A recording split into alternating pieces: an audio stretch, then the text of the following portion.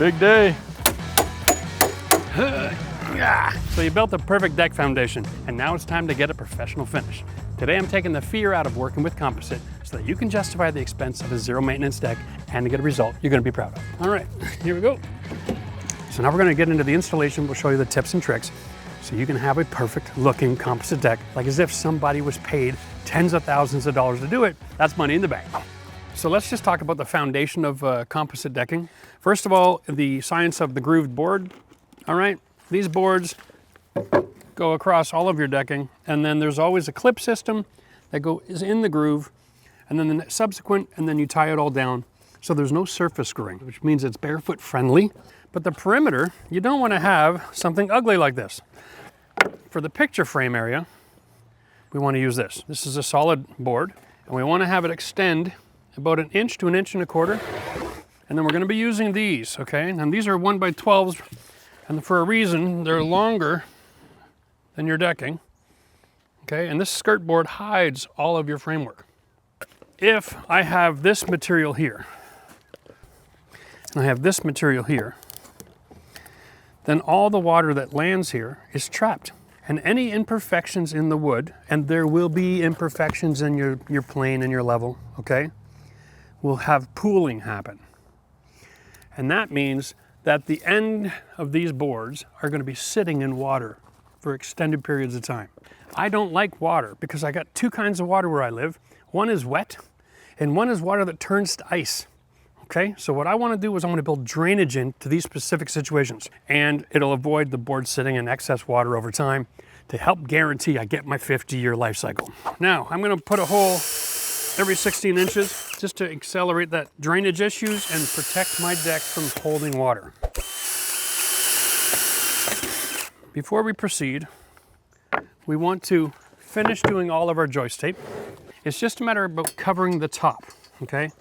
So wherever these boards have gaps that can touch your framework, you want to have them waterproof. You're not going to be out here after all the leaves have fallen and all the pine needles have dropped and pressure washing your deck late November, early December, right? You're going to save it till the spring.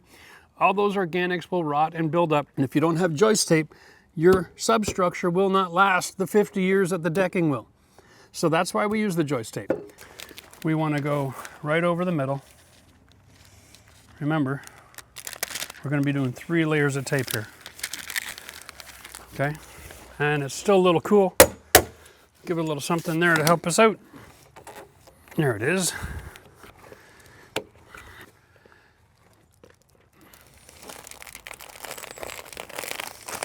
My goal now is to just finish covering the top without covering over the holes.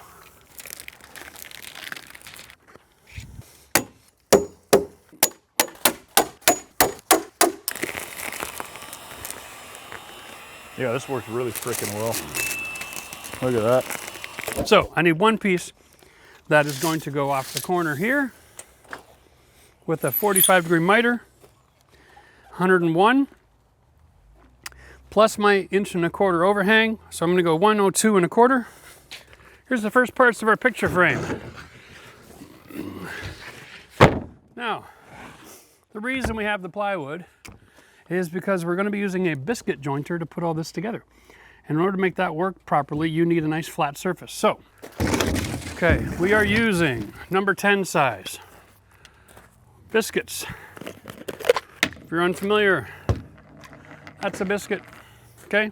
The jig and the biscuit are made from the same company to make the same size hole.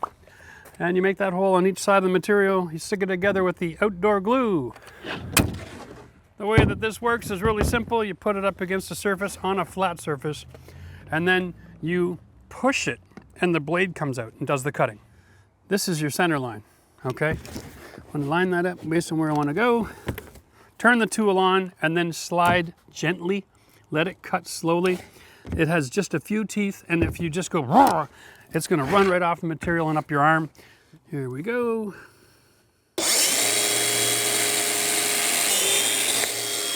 Perfect.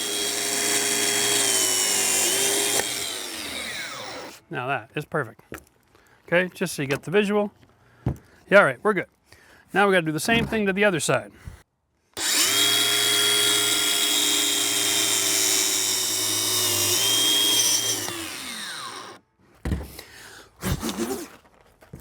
We're gonna get all this glue in done.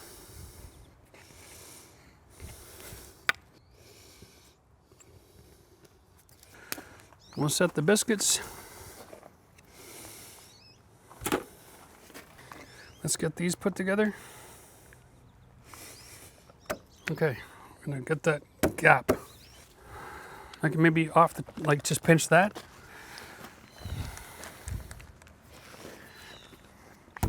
Okay. And a little bit of tape over the edge here. I think before we do any more manipulation, we'll just let it set. Okay. And that should be about 1.25 inches, inch and a half. Yeah. That'll grab wood. Whoa, hey, oh. Okay, now I'm at 2. Let's go backwards. There we go, 1.25 inches. So I think if we can maintain this 1.25 inches for the first 3-4 feet in each direction with a couple of screws, then we can straighten out the line from there, knowing that the boards aren't perfect. It's a split tip, so it acts like a drill bit, augering out the hole. All right? And then it gets to a certain point, and then threads reverse. So this is always cleaning out the hole, and then this is pulling everything down because the head is wider than the hole. It's a really fascinating system. We're gonna go, what do you think, every 16? So let's measure how straight this board is. You see it's got a warp? So I think what I want to do here, because this has a bow, okay, I want to make sure I'm 1.25 inches here, and I want to get this screw set, and then I want to, because going from here, I have a curve right here. Yeah. If I move that curve before I get to the next screw, figure it out. We're going to be one too far. Gotcha. Okay, now we can go and do that one. We're going to set way down here. Yeah, you want to push that into like closer to 1.25 inches. Yep. Okay, I'm stopping here because in case I got to reverse it out again. Perfect. Okay, now we'll do the same thing on that side, get that square perfect, and then it's time for our first board that we can actually run our chalk line down and straighten everything out, and then we can do this to that board and this to that board. That's a good idea. Okay? Yep. Newsflash. Composite is not perfect. Doesn't come from the factory perfect. Sorry, that's perfectly flush right there. Okay, and this is a 1/16 of an inch. Every one of these boards needs a little bit of a trim. I'm nice and tight here, but I have a gap here. You see that? Now, if I do that over and over again, I'll exaggerate it. I'd end up with this scalloped effect. Okay, where I'd have it open to close, open to close, open to close, all the way down the deck. It looked like it was out of square. We're so close to perfect on this thing, we just want to go the extra mile.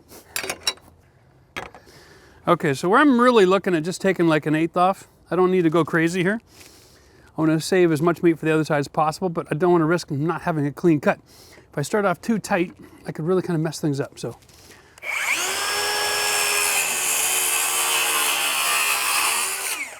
The secret to this is adjusting the table so you can clear the back end of the square. That's all. You want that height. Now, all of that to say, we can put our first board on. Woohoo! Woohoo! So our end clips get screwed down, okay? And the idea is it's underneath the board, and then we slide the board into the clip, not the other way around, because the clips all be screwed in. All right, so now we can throw a few more of these clips in, pop this out. This is most likely the place I'm going to be stepping into my hot tub. Make sure that feels nice and secure. Okay, here's our square, okay? We're going to use the thickness of that square as our gap for over here. We're just going to set that in. Pull all these boards down. I just took a chunk out of my finger. Well done, Jeff. So Matt, I need you to get that edge clip in right in the middle so we can straighten that board out. That's good. That's good. Oh yeah, see, that's nice and square. Solid snug shove. We're just gonna get all these clips in place. Let's just keep this out here nice and handy. All right, and this is how easy it is to install. Get the horseshoe. We don't even have to put a single screw in it, Matt. Okay? Just clip them. Oh. All the screws can be done later. All we gotta do is set it in. Set it and forget it.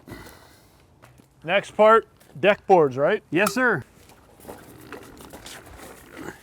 Run it long.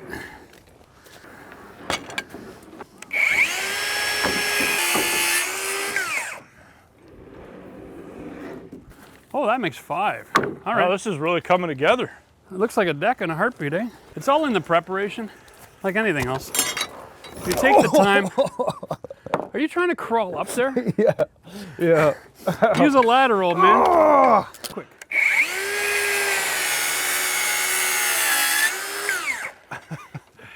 It's like everything when it comes to working, doing finishing work. And because now this is finishing work. If you square and level and take your time and prepare every surface, installing the deck boards are simple. As long as you start straight, you'll finish straight.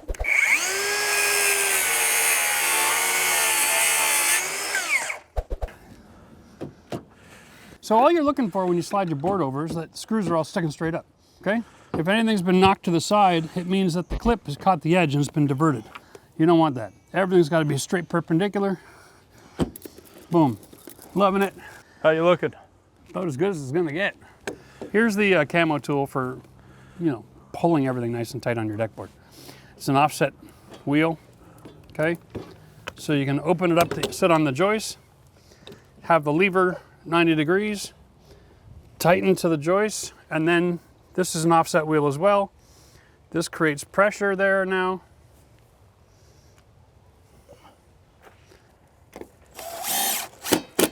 First resistance line. Very important not to over tighten here. As soon as you get that resistance, you're done. Okay, that's it. Sweet. Now, we're gonna take this off, throw it over here a couple more. Yeah, these clips are actually really good spacers. Yeah. There's no margin for error here. This is what we're working with. The spacers, this part here is metal, okay? This is that nylon-y plastic. It's really strong. But the spacer goes against the board, up, over, and all the way over here. So it's like a 2-inch space that it's making a spacer. So when we pull those boards together, there's no wiggle room. I mean, it's a perfect gapping. So what we're gonna do is at the end of the 4 boards, we're gonna pull up the string line one more time and double check, just to make sure something hasn't gone awry. Just touching the edge? Yeah. Oh yeah. That's perfect.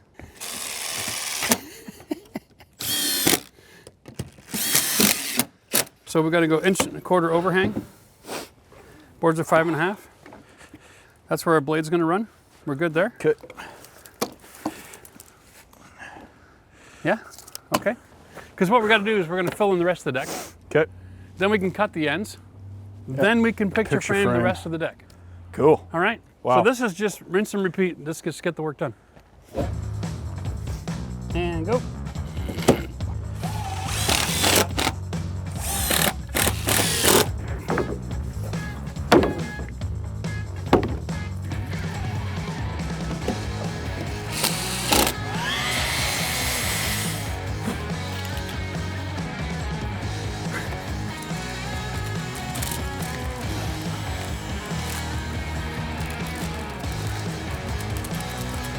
Hey. So I think this one, Joe, is the only one here that instead of going straight on, I'm hitting the wood on this side. So I'm simply rolling it over like that. I'm still going to screw it into the wood. The metal's still going to grab and hook it on. Ready? Beautiful.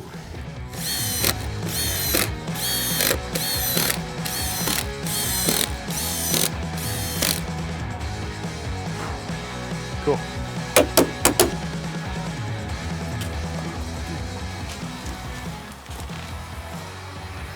Boom. Chakalaka. We're bending a bit in the middle. We have a bend here.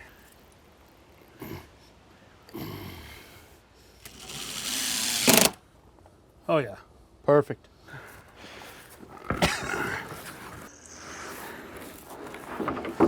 All right, well the next board is really the only cut that we have down here is bringing the full board across, and then we just have to measure and remove for this material here, okay? I've just checked, the gap is consistent at a perfect 3 inches.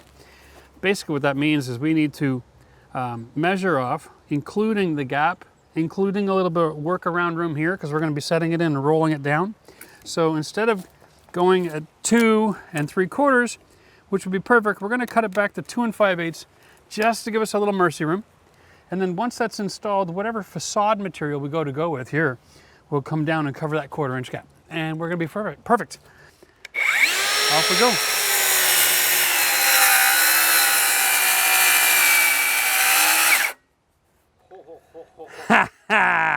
Right there, eh?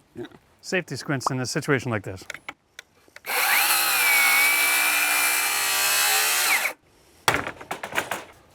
Okay. Okay, now Set her down. I'm gonna go down there now. Perfect over here. Get these screws here going. Oh, that's perfect, eh?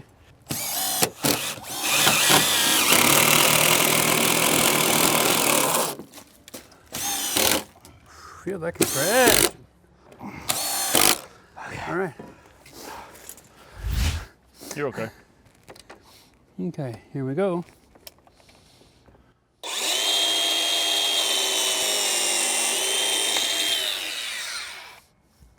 Thank you, sir.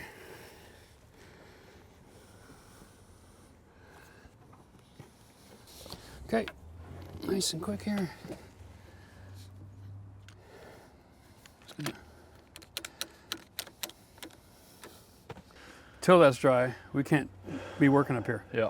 We even bumped that board, we're gonna wreck that angle. Joe's So, got to be up there for the next Joe, 2.5 we'll hours. see you after lunch. I'm gonna introduce you to the Starborn Company Pro Plug System for Trex.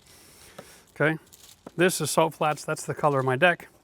Comes with 100 of these plug kits. It's kind of phenomenal. What they do is they core sample Trex decking. So you get a finished edge and then the interior core.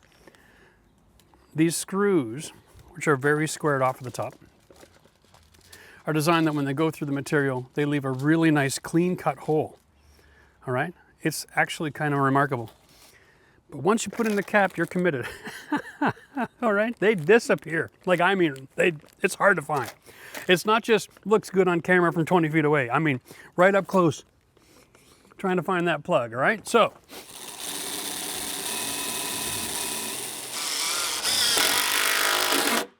okay, so these come with the grain.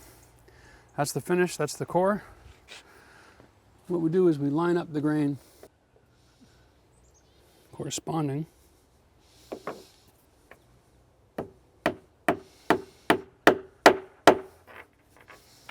Using a nice smooth hammer. That's the secret, right? Last screw.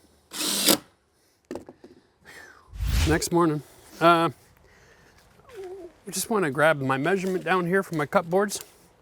It's 4 1/4. Okay. Yeah, looks Look like at we're that. trimming every single board. That's good.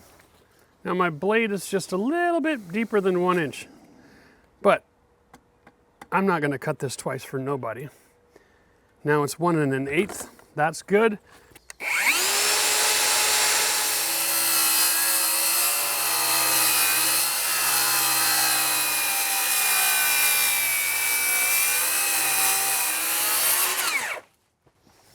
Beautiful. Okay.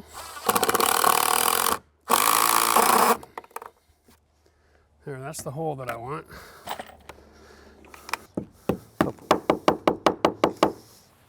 So we have a location now that we can measure to. I'm going to measure from there. Okay. Run the tape long on purpose. Set the clip right here and get an actual measurement. So I am looking at 142 5/8. Bam.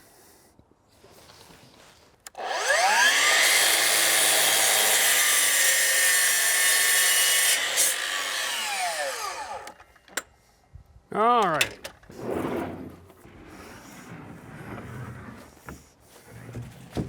Yeah, I love how it's nice and straight, eh?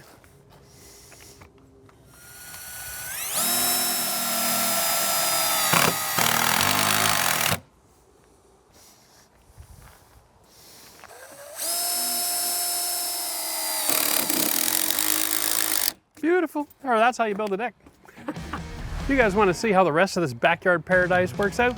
With the handrails and the roofing and the sauna in the back, be sure to subscribe to the channel. See you in the next video.